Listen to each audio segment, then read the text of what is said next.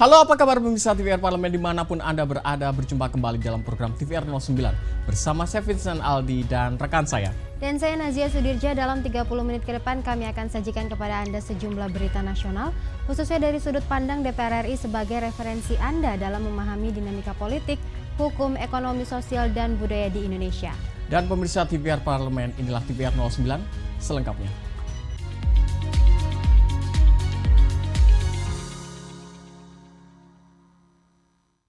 Pemirsa, Wakil Ketua BKSAP DPR RI Rafindra Erlangga menilai penambahan kuota kursus belajar bahasa Jepang menjadi solusi yang harus segera diwujudkan agar mampu meningkatkan daya saing di pasar kerja global.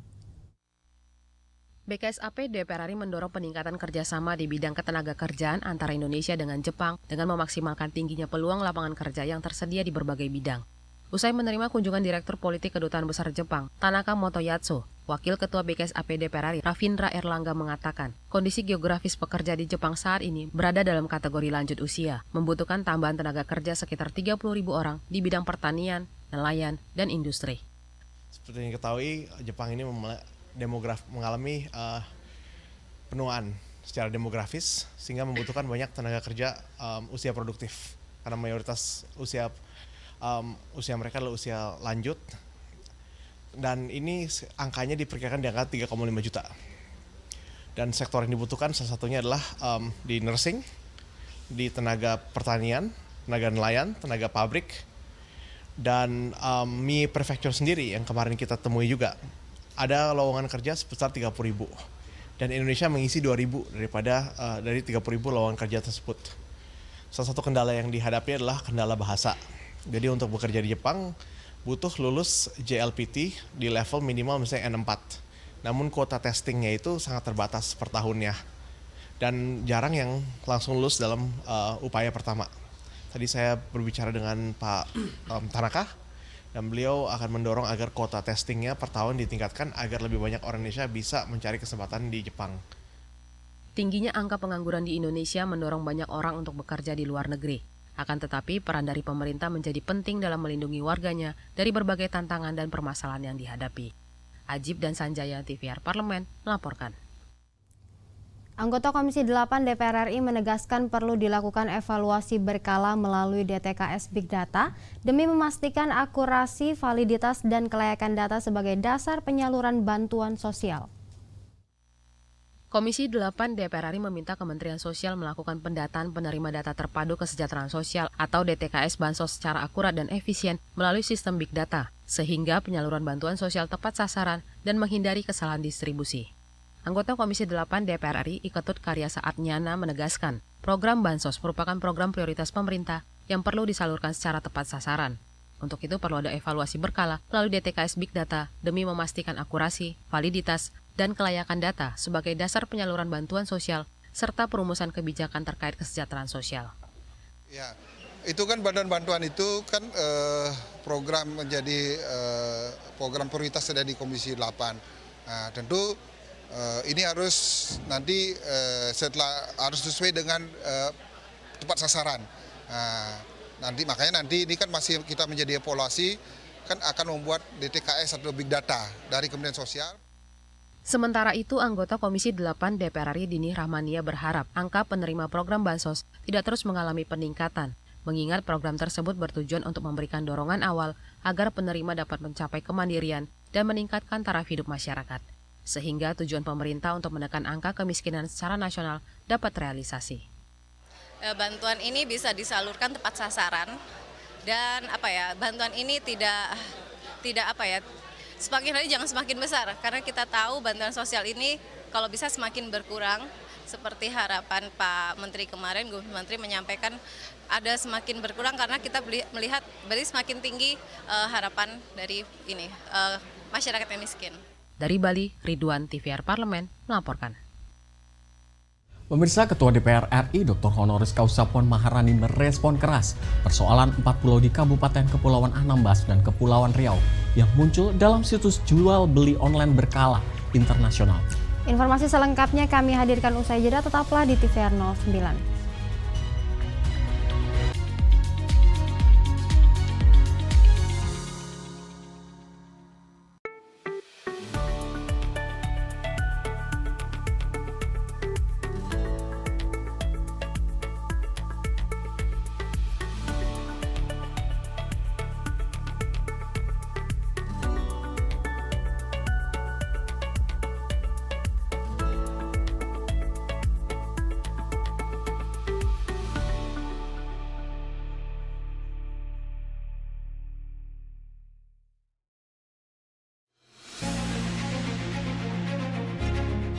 di Komite Peace and Security, Pak. Israel sampai walk out nih, Pak. Yang bikin Israel walk out itu adalah banyak negara barat yang ternyata dengan berani sekarang mendukung resolusi two-state solution ini. Berarti negara-negara barat sekarang sudah mulai tidak takut dengan Amerika. Betul, kalau ada pemerintah yang standar ganda, yang nutup mata terhadap kekejaman Israel, dia bukan cuma dihukum oleh publik internasional, hasil pemilunya juga bisa mencerminkan hukuman kepada pemerintah yang tidak bersuara terhadap kezaliman Israel terhadap Palestina ini.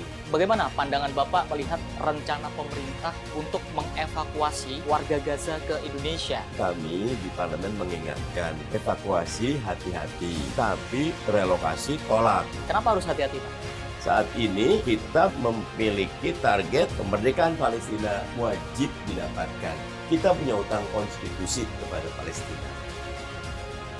Hanya di TVR Parlemen.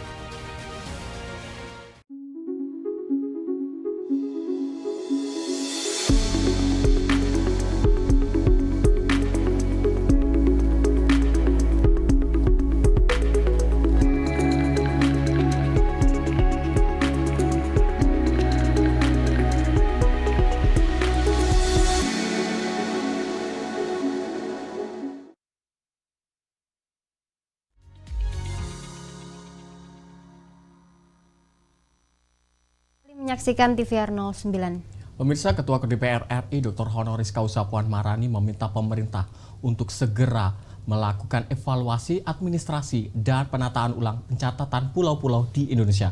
Dan berikut beritanya. DPR RI meminta pemerintah mengevaluasi tata kelola administrasi dan pencatatan pulau-pulau di Indonesia guna mencegah persoalan sengketa serta memitigasi penyalahgunaan pulau di wilayah NKRI. Ketua DPR RI Dr. Honoris Causa Puan Maharani merespon keras persoalan 4 pulau di Kabupaten Kepulauan Anambas dan Kepulauan Riau yang muncul dalam situs jual beli online berskala internasional. Terkait hal-hal jual beli pulau, tentu saja hal itu harus dievaluasi kembali bagaimana administrasi terkait dengan pencatatan pulau. Kami juga sudah meminta pemerintah dan berkoordinasi dengan pemerintah untuk mengevaluasi ulang pengelolaan dan menata ulang terkait administrasi pulau-pulau yang ada di Indonesia melalui komisi terkait, dan tentu saja yang akan dilakukan oleh pemerintah. Kami minta pengelolaan dan penataan administrasi untuk memitigasi semua pulau yang ada di Indonesia jangan sampai adanya salah penggunaan pulau-pulau yang ada di Indonesia. Sementara itu, anggota Komisi 2 DPR Ahmad Doli Kurnia Tanjung menilai beberapa persoalan terkait pulau-pulau di NKRI menjadi momentum pembenahan status, tapal batas, dan tata kelola pulau-pulau di Indonesia. Nah, itu saya katakan tadi, ya, supaya memang tidak lagi ada terjadi adanya indikasi penjualan pulau-pulau, maka kemudian semua pulau atau setiap jengkal tanah di Indonesia ini harus kemudian jelas statusnya. Nah, itu tentu dengan adanya peraturan. Itu yang saya katakan tadi, momentum penyelesaian kemarin masalah 4 pulau Aceh dan Sumatera Utara itu harus dilanjutkan dengan penyelesaian. Fajar Ilhami dan Samsul TVR Parlemen melaporkan. Anggota Komisi 6 DPR RI menilai masih banyak kasus gangguan kesehatan yang disebabkan lemahnya pengawasan terhadap produk yang tidak layak konsumsi. Soroti masih lemahnya pengawasan terhadap produk berbahaya yang merugikan masyarakat. Anggota Komisi 6 DPR RI Hilmi mendorong rancangan Undang-Undang Perlindungan Konsumen dapat menjadi solusi atas lemahnya pengawasan terhadap produk yang beredar di masyarakat. Usai rapat kerja Panja RU Perlindungan Konsumen dengan Badan Keahlian Dewan Setjen DPR RI, Hilmi menilai masih banyak kasus gangguan kesehatan yang disebabkan lemahnya pengawasan terhadap produk yang tidak layak konsumsi. Oleh karena itu, ia mendorong rancangan perubahan Undang-Undang Nomor 8 Tahun 1999 tentang perlindungan konsumen tidak hanya mengakomodasi penyelesaian masalah sengketa antara konsumen dengan pelaku usaha, tetapi juga menjamin perlindungan terhadap konsumen sebelum produk beredar. Ini kan seharusnya kita ini lebih ketat sebelum barang ini beredar. Jadi kalau setelah barang ini beredar, terus nanti terjadi permasalahan, itu kan nanti orang sudah berpenyakit, habis gitu bersengketa. Penyembuhannya kan susah gitu loh Pak. Jadi ini kan harusnya sebelum barang beredar ini perlindungan konsumennya ini udah ada gitu loh Pak. Ini saya lihat kan saya baca tidak ada gitu loh. Ini kan cuma sengketa aja yang permasalahannya.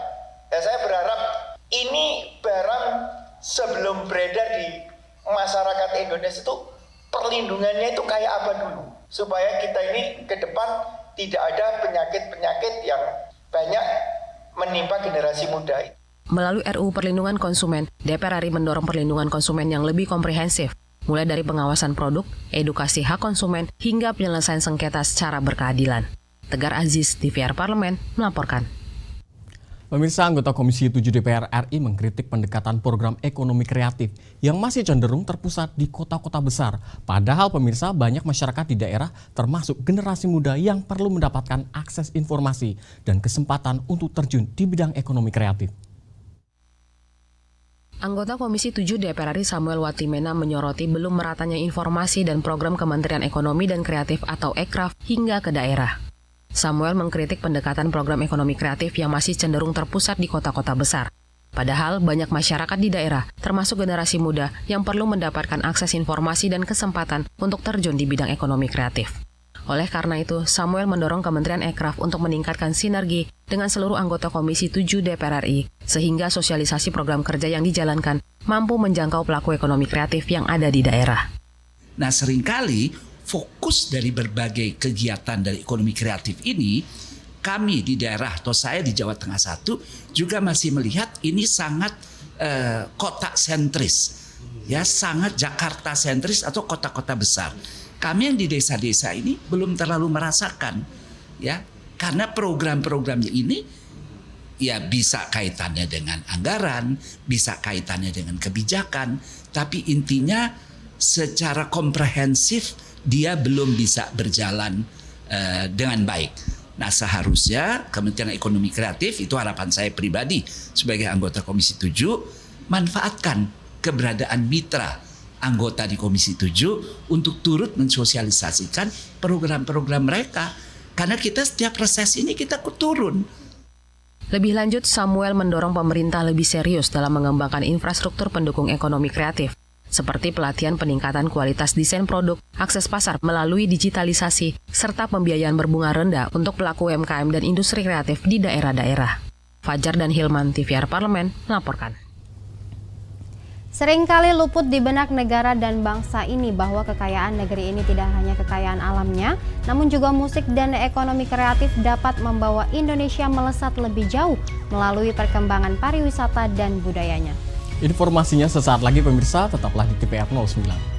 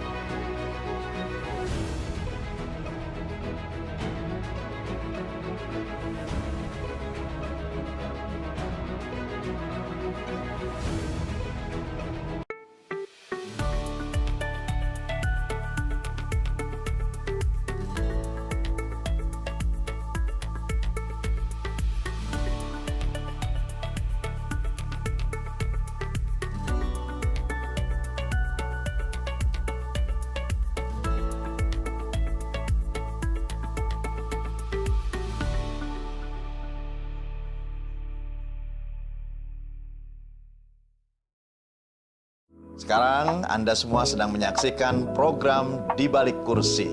Selamat menyaksikan.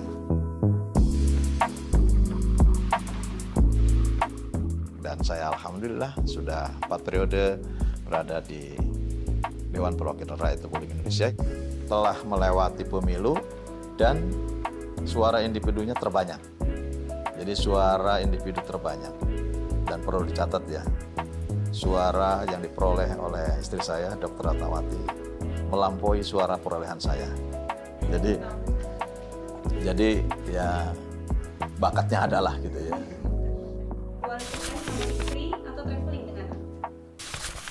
Quality time dengan istri. Karena bagaimanapun perjuangan hidup saya dari awal, dari titik nol, seperti di pom bensin, dimulai dari nol bersama dengan istri. Hanya di TVR Parlemen.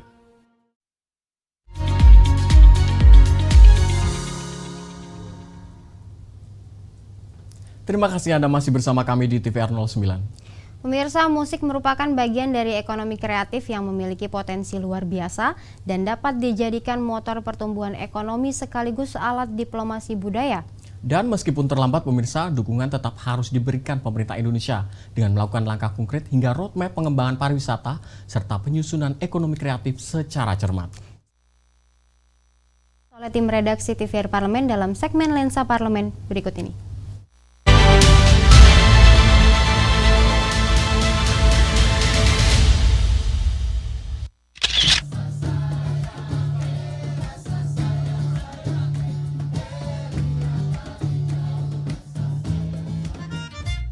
Seringkali luput di benak negara dan bangsa ini bahwa kekayaan negeri ini tak hanya minyak, gas, nikel, ataupun hasil tambang lainnya. Seringkali pemerintah lupa bahwa musik dan ekonomi kreatif bisa membawa Indonesia melesat lebih jauh, seperti Jepang dan Korea Selatan yang telah berhasil mengembangkan pariwisata dan budayanya sebagai kekuatan ekonomi baru atau soft power. Provinsi Maluku merupakan tanah kelahiran bagi para musisi ternama di tanah air. Kota Ambon bahkan ditetapkan UNESCO sebagai City of Music atau Kota Musik Dunia. Nama-nama besar seperti Glenn Fredly, Marcelo Tahitu, hingga diva Indonesia Ruth Sahanaya merupakan musisi berdarah Ambon. Ironis memang, ketika talenta dan potensi besar tak bisa dikembangkan sebesar-besarnya, padahal negara tetangga seperti Thailand dan Malaysia telah meraih sukses besar di sektor ini. Meski terlambat, pemerintah Indonesia tetap harus menuntaskan berbagai kendala dari hulu ke hilir. Dukungan bagi musisi khususnya di wilayah ini harus diberikan seluas-luasnya dengan menciptakan ekosistem berkelanjutan. Langkah konkret hingga roadmap pengembangan pariwisata dan ekonomi kreatif harus disusun secara cermat. Investasi di sektor ini tak boleh main-main, karena ketertinggalan harus segera dikejar. Pendampingan serta intervensi harus dilakukan dari berbagai sisi, mulai dari proses produksi, distribusi, pengurusan hak intelektual, hingga bantuan pembiayaan.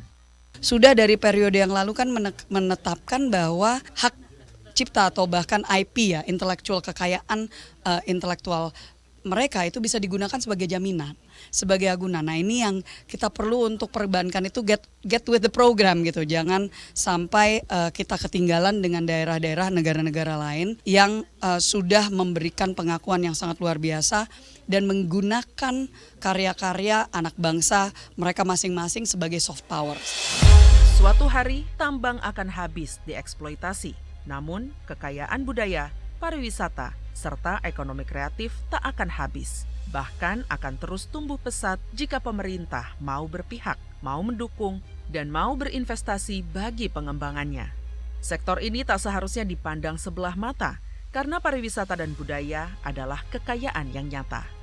Jalannya memang menurut saya masih agak panjang, bukan masalah bakatnya, tapi masalah memanage kemampuan bakat tersebut.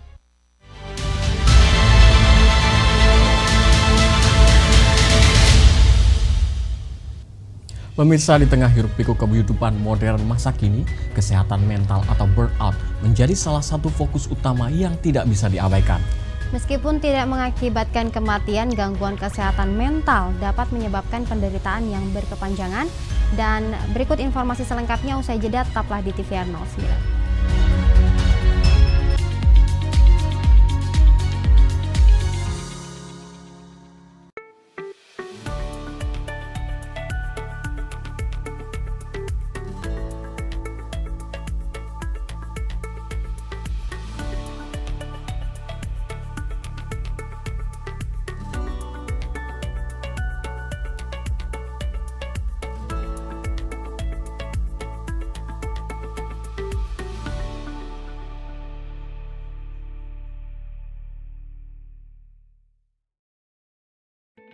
Selamat datang di Biro Pemberitaan Parlemen.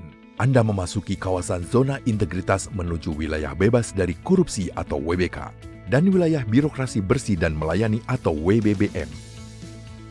Biro Pemberitaan Parlemen berkomitmen penuh untuk mewujudkan wilayah bebas korupsi dan wilayah birokrasi bersih dan melayani.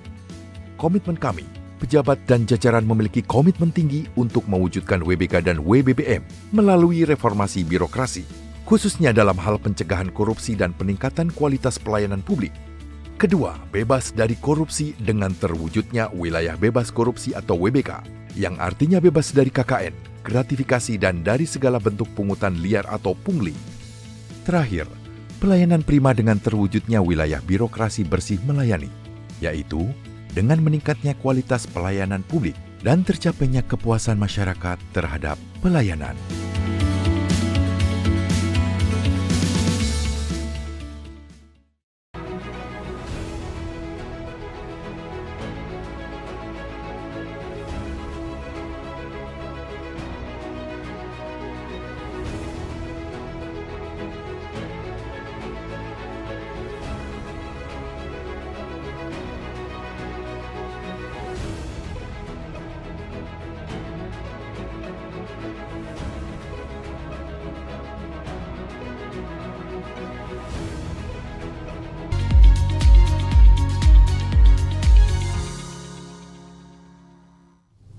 Terima kasih Anda masih menyaksikan TVR 09. Pemirsa, tidak memandang usia, burnout kini banyak ditemukan di kalangan orang-orang berusia muda. Tuntutan sosial dan beban kerja yang tinggi sering menjadi penyebab banyaknya kasus burnout masa kini. Dan tidak hanya merugikan, burnout juga sangat merugikan bagi keluarga dan orang-orang sekitarnya. Dan tanpa berlama-lama pemirsa, simak tayangan tips Jitu menghadapi burnout dan merawat kesehatan mental dalam segmen Intips, Informasi dan Tips. Berikut ini.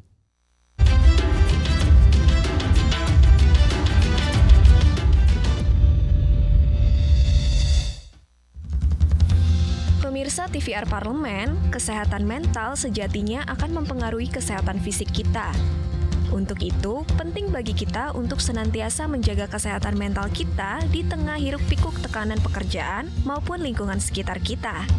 Nah, di Intips kali ini, kita akan membahas cara menjaga kesehatan mental dan menghindari burnout.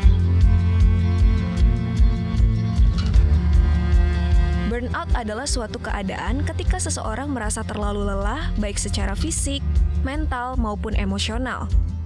American Psychological Association mengakui bahwa burnout bisa mempengaruhi kestabilan emosi dan menurunnya kinerja maupun akademik.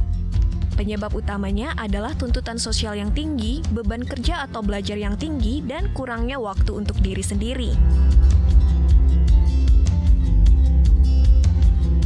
Lalu, apa saja sih tanda-tanda burnout yang perlu kita waspadai?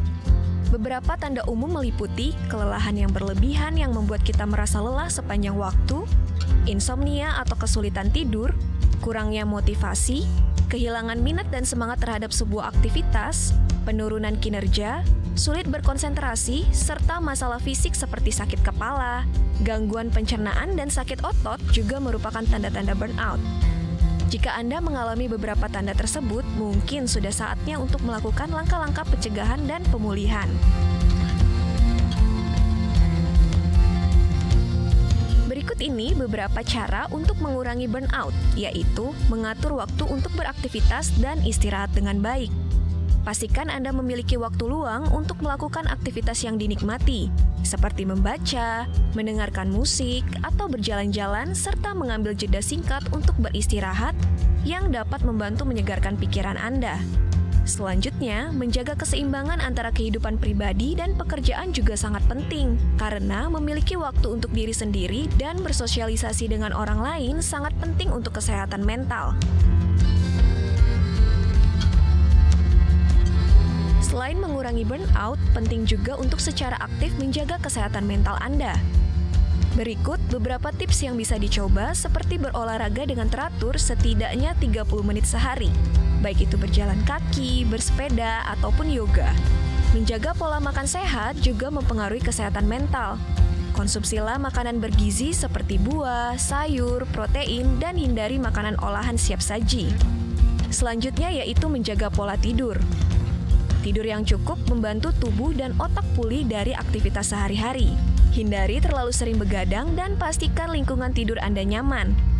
Selain itu, gunakan metode meditasi dan mindfulness untuk membantu menenangkan pikiran dan meningkatkan fokus. Salah satu yang terpenting namun sering terlupakan adalah dukungan emosional dari orang lain maupun diri sendiri. Jangan takut menceritakan keluh kesah dengan teman, keluarga, atau orang terdekat untuk mengurangi beban pikiran. Selain dukungan dari orang lain, menerapkan self-compassion juga penting. Berbaik hatilah pada diri sendiri dan jangan terlalu keras mengkritik diri sendiri saat menghadapi kegagalan atau kesulitan. Yang paling terakhir adalah konsultasilah dengan tenaga profesional seperti psikolog atau konselor yang dapat membantu mengatasi burnout, dan ingatlah bahwa menjaga kesehatan mental sama pentingnya dengan menjaga kesehatan fisik. Dengan mengikuti tips-tips yang telah kita bahas, semoga Anda dapat mengurangi stres dan menjalani kehidupan yang lebih seimbang dan bahagia. Sampai jumpa di episode berikutnya dengan informasi dan tips menarik lainnya. Tetap semangat!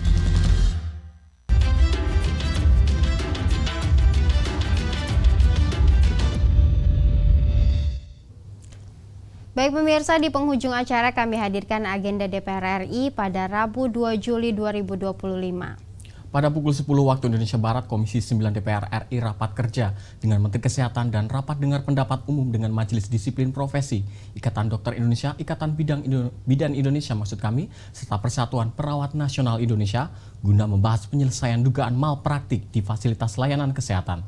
Sedangkan pukul 13 waktu Indonesia Barat, Komisi 4 DPR RI rapat kerja dengan Menteri Kelautan dan Perikanan Republik Indonesia guna membahas pelaksanaan program kerja triwulan 1 dan 2, penjualan pulau di Anambas dan pembukaan blokir anggaran kementerian atau lembaga. Dan pemirsa, sejumlah agenda serta program DPR RI lainnya masih dapat Anda saksikan secara langsung di TVR Parlemen melalui kanal utama, kanal komisi, dan kanal alat kelengkapan dewan lainnya yang dapat Anda akses di tvrparlemen.dpr.go.id. Pemirsa TVR Parlemen, demikian TVR 09 edisi pagi ini. Segenap kru TVR Parlemen yang bertugas mengucapkan terima kasih telah menyaksikan TVR 09 pagi ini. Saya Nazia Sudirja dan rekan saya Vincent Aldi. Sampai jumpa di TVR 09 selanjutnya. TVR Parlemen, referensi Indonesia.